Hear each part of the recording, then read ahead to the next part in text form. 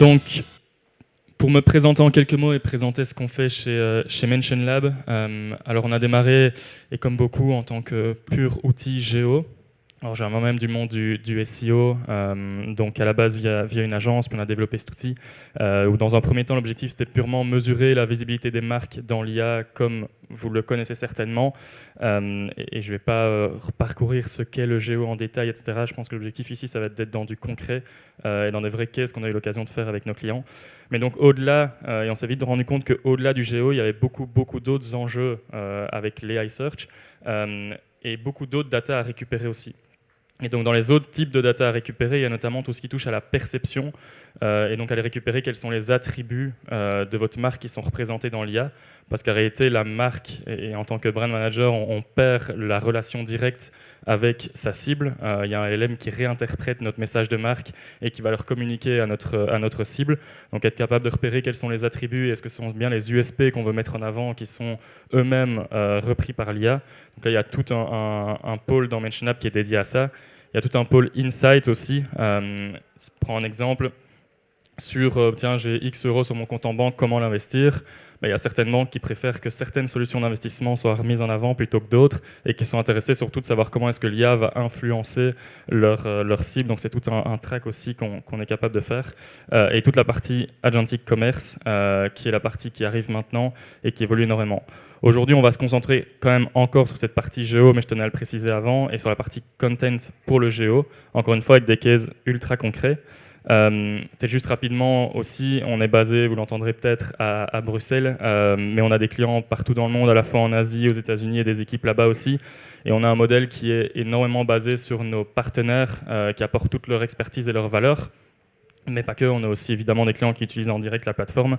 Mais donc on a notamment des Deloitte, Ipsos au niveau monde et autres qui utilisent l'outil et qui ajoutent toute leur expertise sur le contenu notamment ou l'analyse des données. Nous on est vraiment la source fiable de tout ce qui se dit sur la LLM.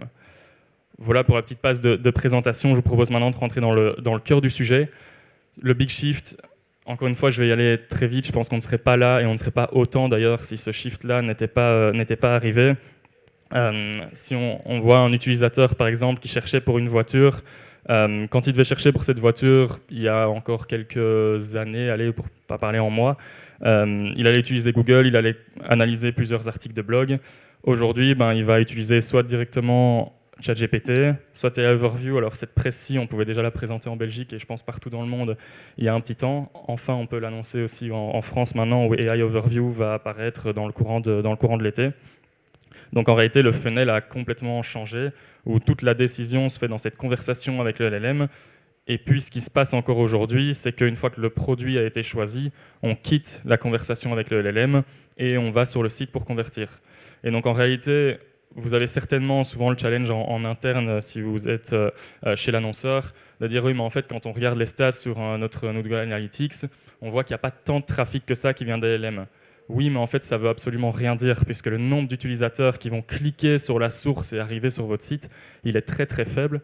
La plupart des utilisateurs vont discuter avec le LLM et puis une fois qu'ils ont la réponse du meilleur produit, ils vont quitter le LLM et aller sur Google.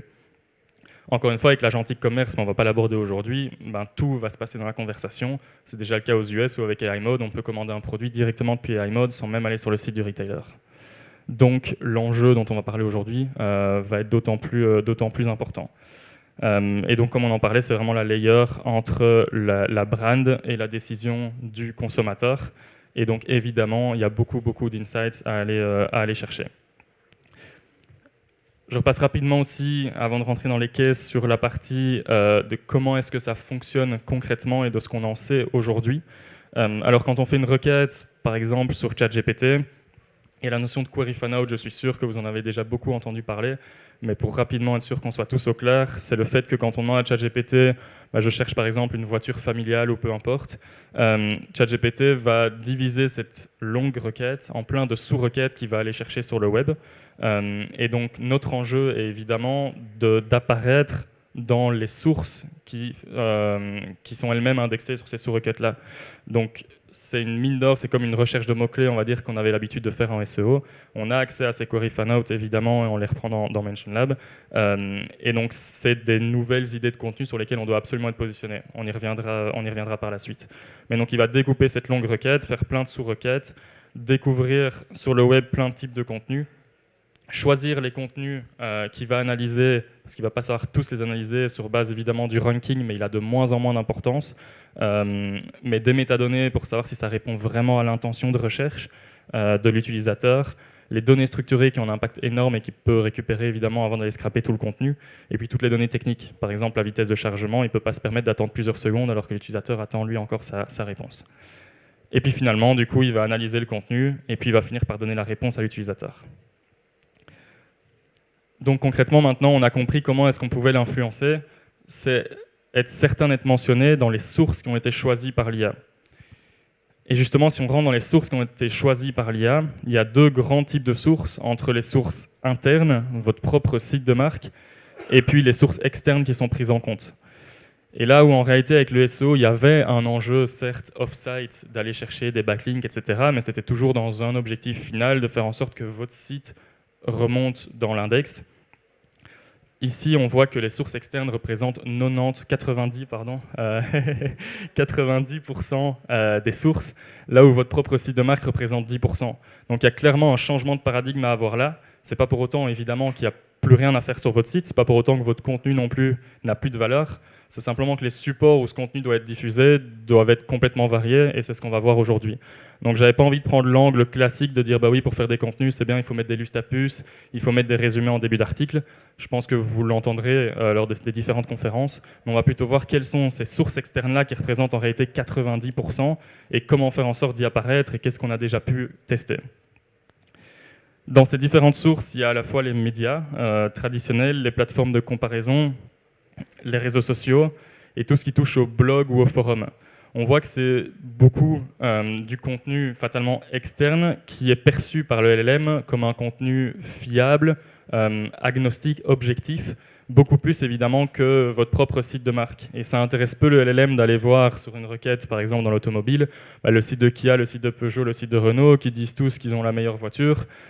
C'est vachement compliqué évidemment de savoir laquelle il va mettre en avant. Par contre, aller voir un média d'autorité qui en parle, aller voir des plateformes de comparaison qui vont faire des tableaux et comparer directement toutes les voitures, ça lui paraît plus pertinent et ça lui fait gagner surtout de l'argent parce qu'il ne doit pas crawler tous les sites de tout le monde, mais il a déjà une comparaison qui est toute faite pour lui. Donc évidemment, la grande question, c'est comment est-ce qu'on peut garder le contrôle sur son identité de marque dans l'IA. Ici, on voit que les sources qui sont prises en compte, et c'est ce qu'on vient de voir, en réalité, sont très peu votre propre site. Et là, on le voit en fonction de différents secteurs dans les études qu'on a faites. Alors, je mets la petite parenthèse, mais la manière dont fonctionne l'outil, c'est à la fois sur des études custom sur vos marques, mais on a aussi énormément de secteurs et de data existantes qu'on analyse en permanence pour en sortir ce genre de classement. On a des baromètres qui existent aussi. Donc si votre secteur n'est pas là, on a quand même certainement de la data à votre sujet. Mais concrètement, dans les secteurs qu'on observe, ici on voit qu'il y a à la fois des Le Monde, qui évidemment via son partenariat avec les différents LLM parvient à remonter beaucoup plus. Mais dans la beauté, on va voir des Reddit, des réseaux sociaux, donc c'est ce qu'on voyait tout à l'heure, ça change énormément en fonction des secteurs, mais aussi évidemment en fonction des LLM. Sur ChatGPT, on a Wikipédia, Le Monde, Forbes qui vont remonter beaucoup plus. Sur tout l'environnement Google, donc Gemini, AI Mode, AI Overview, il y a YouTube, Reddit, Facebook. On le verra d'ailleurs, l'impact de AI Overview qu'on a connu en Belgique et partout dans le monde avec nos clients, qui va arriver maintenant chez vous en France. Vous risquez de voir vos Search Console chuter encore beaucoup plus que précédemment. Et donc on va voir comment essayer évidemment de compenser ça, même si le KPI du clic est à abandonner. Donc concrètement, comment reprendre le contrôle? Le premier élément, c'est de définir ces tags et ces queries. Alors vous avez peut-être ou non déjà utilisé des outils Géo ou vu des outils Géo. La partie la plus importante et qu'on néglige souvent beaucoup trop, c'est quelles sont les requêtes que j'analyse. Parce que personne n'a 100% accès à la data des requêtes réelles des utilisateurs sur l'IA. Donc de là, on doit trouver des solutions pour parvenir à comprendre ce que les utilisateurs recherchent réellement. Et c'est là où on s'est rapproché d'Ipsos et avec qui maintenant on a ce partenariat au niveau mondial pour qu'ils nous aident sur ce sujet-là, où eux ont accès à la fois à de la first party data via des panels pour savoir ce que les consommateurs recherchent sur les LLM, mais ça reste des panels. Et donc on va compléter avec des données search traditionnelles, les données Google qu'on peut récupérer, ou toutes les autres données search, données réseaux sociaux. De là, on va pouvoir savoir ce que votre cible recherche, et donc définir d'abord une structure d'ensemble de catégories. Et sans rentrer dans tous les détails, mais c'est vraiment là que ça se joue, c'est d'être capable d'avoir une certaine profondeur dans l'analyse. Si on teste uniquement des requêtes de quelle est la meilleure voiture ou quelle est la meilleure banque, c'est bien, mais on a peu de profondeur. On doit intégrer la notion de persona, la notion de critères de sélection, par exemple. Est-ce qu'on parle du prix, de la fiabilité, de l'autonomie, où en est l'utilisateur dans son funnel aussi en fonction des queries. Donc on doit être capable de mapper toutes des sortes de requêtes en fonction de ça. Et puis finalement, on définit les requêtes finales. Je vous ai mis quelques exemples de requêtes qu'on définit dans notre baromètre auto. Mais concrètement, l'objectif est de définir énormément de requêtes, encore une fois. Si on définit et qu'on base une étude sur 50 ou 100 requêtes, c'est très très très peu représentatif de la réalité. Et donc nos études sont basées souvent sur plusieurs centaines, voire surtout milliers de requêtes, et encore plus qu'on va tester énormément de fois. Et donc avoir un volume de data important est essentiel lorsqu'on analyse sa visibilité dans l'IA et qu'on veut en développer une stratégie par la suite. Une fois qu'on a fait ça, et qu'on a toutes nos requêtes, on doit collecter la donnée. Et donc là, par exemple, dans MentionLab, on peut lancer son analyse sur tous les LLM que vous voyez ici. La petite particularité, si vous êtes dans le commerce, c'est notamment Rufus, qui n'est pas présent dans tous les pays, mais qui a un impact aussi maintenant vachement important. Et puis sinon, vous avez l'ensemble des LLM principaux. Encore une fois, ici, on voit le nombre de runs, donc c'est le nombre d'itérations de chaque requête que nous allons faire. On récupère la réponse exacte de chacun des LLM. On récupère les marques qui ont été mentionnées dans cette réponse, et puis on récupère les sources, fatalement, qui ont été prises en compte. Et donc ici, c'est les sources pour cette question-là en particulier. Et puis on a l'overview, et on met tout ça ensemble, et on voit au global quelles sont les marques qui ont été les plus mentionnées dans les réponses, à la fois au niveau marque, et puis encore une fois sur la partie shopping, à la fois dans toutes les sections shopping qui apparaissent sur l'IA. On voit énormément de produits maintenant qui apparaissent avec directement l'asset. On voit souvent des assets produits qui ne sont pas du tout optimisés pour l'IA, on voit des prix qui ne correspondent pas, on voit des avis qui sont vachement mauvais. Donc tout ça, on peut le monitorer et recevoir des alertes, évidemment, quand il y a des éléments optimisés. Donc la partie shopping est un des éléments aussi vachement importants. Bref, une fois qu'on a toute cette data-là, c'est là où on rentre justement dans l'optimisation et on va rentrer après dans les différentes sources. Mais dans le fait d'examiner chacune des sources qui a été prise en compte, à la fois au global sur les sources d'un point de vue textuel, où encore une fois on va voir ici des Reddit ou autres, et à la fois les retailers qui ont été pris en compte. Et on en reparlera dans la section retail, mais les retailers ont un impact énorme sur cette section shopping, parce qu'encore une fois, l'IA va préférer aller chercher, quand on demande je veux acheter un téléphone, l'IA va préférer aller sur le site de la Fnac pour récupérer une liste de téléphones plutôt qu'aller proposer de l'acheter directement sur le site d'Apple, de Samsung et autres. Et donc les retailers ont un enjeu énorme et ont un pouvoir énorme, on va dire, de choisir entre guillemets les marques qui seront visibles ou non dans l'IA. Et puis pour finir, on a la stratégie de contenu qui doit en découler et c'est ça qui nous intéresse aujourd'hui.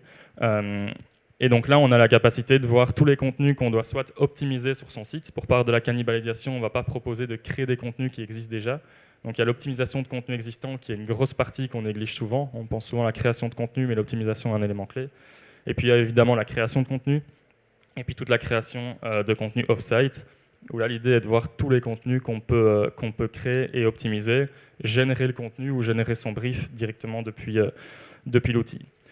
Et puis là, j'amène un dernier point avant de rentrer dans les différents types de sources et les stratégies à mettre en place. C'est l'importance d'avoir une mesure qui est fiable, que j'ai déjà amené tout à l'heure avec le nombre de runs et avec l'importance de définir les requêtes. Mais cette importance-là est aussi dans le KPI qu'on va mesurer. On parle beaucoup de taux de mention, donc c'est dire à quel point est-ce que ma marque a été mentionnée ou non dans la réponse. En réalité, c'est beaucoup trop peu représentatif. Ici, si je lui demande quelle banque me conseilles-tu en France, il va me dire, si je dois t'en recommander une seule, ça serait Boursorama. Et puis ensuite, derrière, il va quand même mentionner Fortuneo, Hello Bank et Monabank, mais concrètement, il m'a mentionné, il m'a recommandé Boursobank. En réalité, dans la plupart des outils aujourd'hui, le taux de mention va dire et va accorder le même niveau de mention à la fois à Boursobank et aux autres marques ici, parce qu'elles ont été toutes mentionnées. Donc, on a une notion qui s'appelle le True Mention Rate, qui est essentielle pour savoir à quel point est-ce qu'une marque a été fort recommandée ou juste citée dans la réponse, et qui permet d'avoir un KPI qui est graduel, pour avoir un monitoring qui répond et qui correspond à la réalité des choses.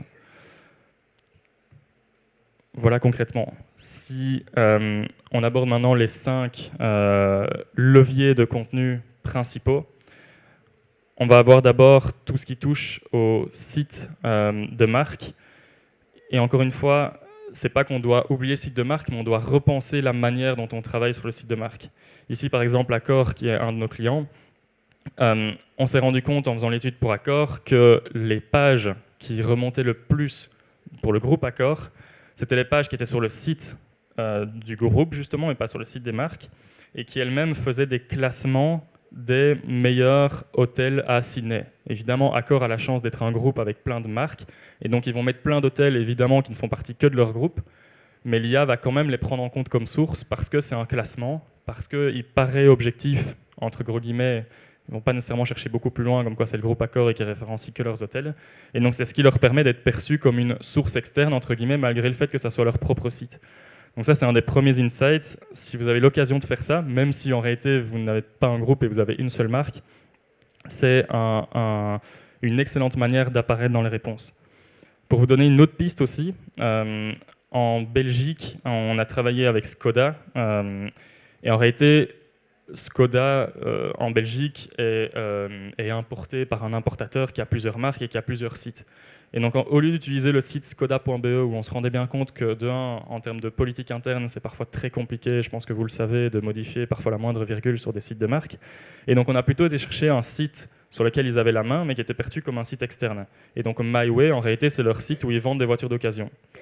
Peu importe, on a utilisé ce site-là.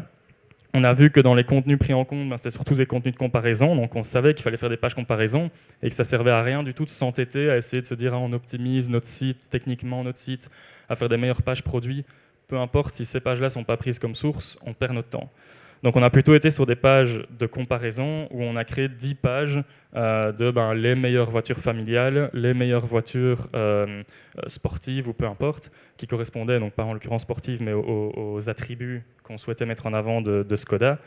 Et on voit que très rapidement, MyWay est apparu comme maintenant la 5e source la plus prise en compte, et où on a amélioré 6,7% les mentions de Skoda juste avec 10 contenus. C'était vraiment juste un POC, et on va le déployer maintenant à scale, mais juste sur 10 contenus qui correspondaient à quelques attributs, on voit qu'on peut avoir rapidement un impact important.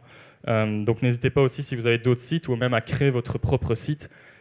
L'autorité du site a un impact, mais on se rend compte qu'avec des sites qui correspondent bien à une thématique, et qui répondent bien à l'intention de recherche, vous pouvez rapidement, si vous faites des bons classements et répondre à l'intention de recherche des requêtes, être pris en compte comme source. Ensuite, la deuxième type de source, ce sont tous les médias.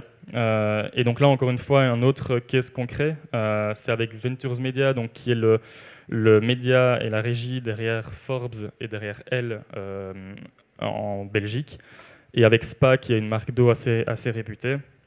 On voyait ici, idem, qu'en testant sur un ensemble de requêtes, on voyait jamais le site de Elle qui était pris en compte. On voyait le site de Spa qui était quand même tout de même pris en compte, et puis le reste, c'était beaucoup des sources externes. Maintenant, on a plutôt été travailler sur un seul contenu dans un premier temps pour le POC, qui était lié à de l'eau pour bébé, qui est un de leurs challenges. Et donc, sur le contenu, vous le voyez bien, on n'a pas été sur Spa est la meilleure eau pour bébé ou peu importe. On a cherché à correspondre un maximum à l'intention de recherche à nouveau qu'un utilisateur pourrait avoir sur l'IA. Et donc, quelle eau choisir pour bébé correspond à ce qu'un utilisateur aurait pu questionner. Et puis évidemment, dans le contenu, on va aller faire des comparatifs, on va aller mettre en avant les différentes eaux qui appartiennent à la marque Spa, mais repenser sur son contenu selon l'intention de recherche est essentiel, et pas chercher nécessairement dès les titres à mettre en avant un argument très marketing. Et le résultat, c'est que quelques jours après la publication, encore une fois, c'est le gros avantage du géo, c'est que c'est bien plus instantané que le SEO, on voit que notre article est pris en compte dans 18,9% des cas sur toutes les requêtes qui touchent à Hello pour bébé choisir. On était sur plusieurs centaines de requêtes qu'on a testées liées à cette thématique-là. Donc là-dessus, il y a pas mal de médias, et donc ici, je vais parler sur la partie France, où on est présent aussi, et il y a tous ces médias-là, et ces régies-là qui proposent des solutions, vous avez certainement entendu parler. Prisma ont été les premiers à bouger, mais les autres ont suivi, et je pense qu'il y en a encore d'autres, et il y en a d'autres qui vont suivre encore, qui proposent justement du brand content dédié pour du géo. Là-dessus, ça nous paraît être une excellente solution, mais encore une fois, pas uniquement dans un objectif d'aller mettre en avant dès le titre votre produit, mais plutôt d'aller faire des classements ou ce genre d'intention, comme on le voyait avant, sur ces sources externes-là. Ensuite, on peut aborder YouTube. YouTube qui est énormément sous-estimé et qui a été énormément sous-estimé, qui va l'être de moins en moins, et aussi de moins en moins en France avec l'arrivée des Overview et iMod, parce que évidemment, et Overview et iMod Gemini font partie de l'environnement Google, et Google a tendance à favoriser évidemment les sources qui font partie de son propre environnement, et donc YouTube est la source la plus prise en compte dans tout ce qui touche à Overview, iMod, Gemini. Et l'impact sur la visibilité est absolument énorme. Ce qu'on a remarqué, c'est que là-dessus, l'engagement, le nombre de followers, le nombre de likes des vidéos YouTube n'avait absolument aucun impact, où il était très très très faible. Encore une fois, c'était l'intention de recherche et l'importance d'avoir un contenu qui correspondait à cette intention de recherche-là. Et donc là-dessus, sur YouTube, on peut, dans l'outil, monitorer quelles sont les chaînes YouTube qui remontent le plus, quelles sont les vidéos YouTube exactement. Et donc on va voir ici des vidéos YouTube avec du contenu influenceur, du contenu UGC, qui va mettre en avant des marques, qui va faire des rankings. Et donc là-dessus, dans votre stratégie, soit de stratégie influenceur, stratégie UGC, ou même avec votre propre chaîne YouTube, n'hésitez pas à aller sur le même type de contenu et à utiliser un seul contenu et à l'exploiter, on va dire, sur les différentes plateformes. Mais n'oubliez surtout pas YouTube. Encore une fois, ce n'est pas nécessairement important d'aller chercher des influenceurs qui ont des millions d'abonnés et qui font des millions de vues. On est vraiment sur un contenu qui doit correspondre à l'intention de recherche. Ensuite, pour poursuivre avec la notion d'UGC, il y a les forums, les réseaux sociaux, &co. On parlait évidemment de Reddit, etc. J'en ai fait une section ici.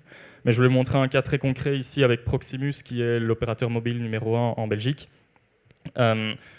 Pour pallier au souci des forums et du manque de contrôle qu'on a d'une certaine manière sur Reddit, on en reparlera après, qui est le forum le plus pris en compte aujourd'hui dans les IA, ils ont créé leur propre forum sur leur site internet, qui est lui-même énormément pris en compte parce qu'il est perçu par l'IA, même si c'est hébergé sur le site de Proximus, il est perçu comme du contenu utilisateur externe.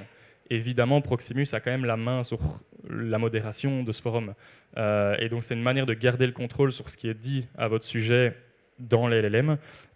Et donc, ici, on voit qu'ils ont leur propre forum qui est pris comme source et qu'ils peuvent modérer. Donc, c'est aussi une très bonne solution de lancer quelques sujets sur un forum qui vous appartient et d'essayer d'aller chercher du contenu utilisateur directement. Un autre élément, ça va être Instagram, qui est un peu la même thématique que YouTube, mais ici on voit par exemple dans le secteur de la beauté, où Instagram va remonter fatalement énormément. Et ici sur la partie vidéo Instagram, toutes les études qu'on a faites, c'est surtout la caption qui va être importante, les hashtags, et puis les premières secondes de la vidéo, qui vont vraiment déterminer si l'IA va plus loin dans le transcript de cette vidéo ou pas. Encore une fois, c'est propre au secteur de la beauté. On voit Instagram qui monte de plus en plus, mais ce n'est pas la source numéro 1. Là où dans ce secteur-là, ça l'est quand même de manière assez importante. Mais pensez aussi, et encore une fois, je suis sûr que vous avez ces stratégies-là, réseaux sociaux, elles sont simples, et influenceurs, elles sont simplement à combiner en targetant les bons mots-clés et les bonnes query fan-out, si on revient à cette notion-là du début de la session. Et puis Reddit dont on parlait, où là Reddit, on a deux solutions concrètement sur Reddit.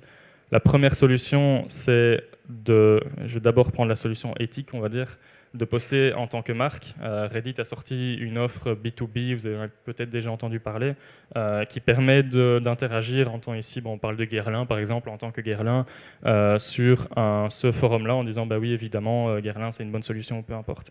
La solution de Reddit vous permet d'avoir pas mal d'insights, d'avoir des dashboards sur ce qui est dit à propos de votre marque, etc. Le problème, on y revient, c'est qu'évidemment, le LLM va beaucoup moins le prendre en compte parce que c'est vous qui parlez. Et donc, une autre solution, ça serait de poster en tant qu'utilisateur externe qui, par hasard, vient dire sur ce subreddit-là que c'est la meilleure marque. Là-dessus, il faut faire très attention, c'est comme avec Wikipédia, ça reste un forum, et étant donné que Reddit a eu une telle importance dans les sources des LLM, ils ont bien renforcé leur anti-bot. Mais il y a la notion de karma sur Reddit où vous pouvez faire augmenter votre karma.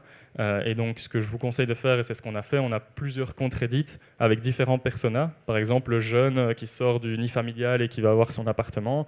Et donc, il va lancer un subreddit sur son déménagement. Il va lancer un subreddit sur le fait d'aménager son appart, sur le fait de... peu importe. Et puis, à un moment, il va lancer un subreddit, en effet, où il va commenter un subreddit sur la question de l'opérateur mobile. Et il va dire, moi, j'ai choisi Orange, et c'est vraiment le meilleur opérateur quand tu es jeune et que tu t'installes. Et là, en fait, il a un karma suffisamment grand et la mention d'Orange paraît suffisamment naturelle. C'est la solution que je vous proposerai, même si c'est la moins, entre guillemets, éthique, mais c'est celle qui va fonctionner le mieux et avec laquelle on a eu les meilleurs résultats.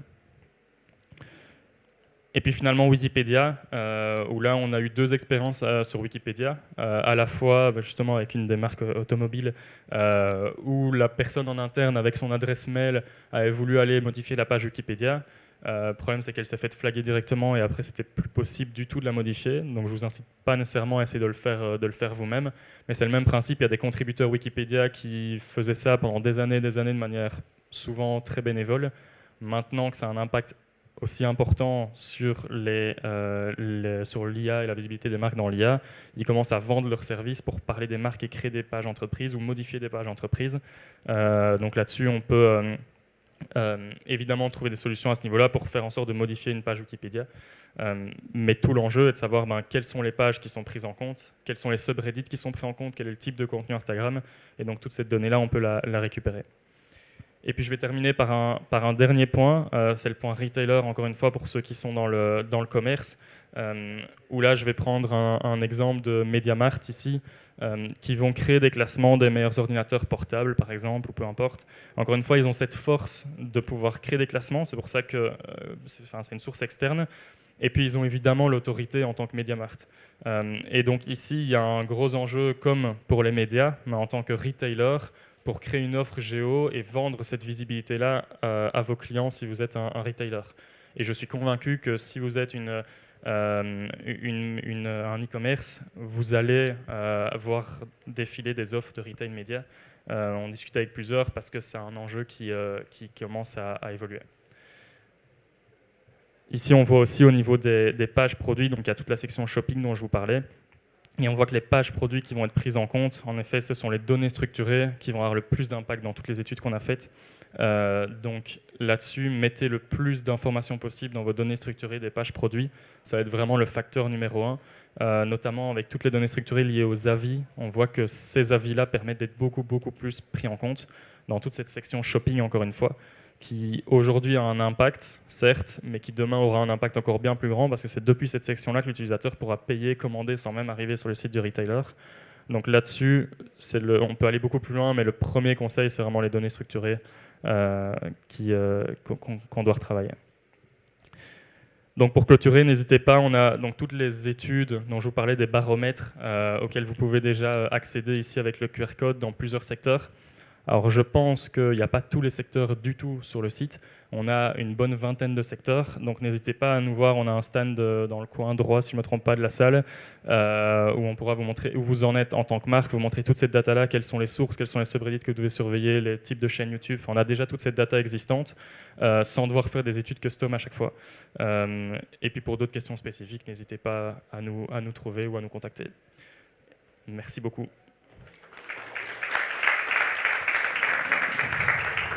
Je pense qu'on a peut-être quelques minutes, 5 minutes pour des questions, si vous en avez. Est-ce que quelqu'un a une question? Oui. Je pense qu'il y a un micro. Non? Allez-y.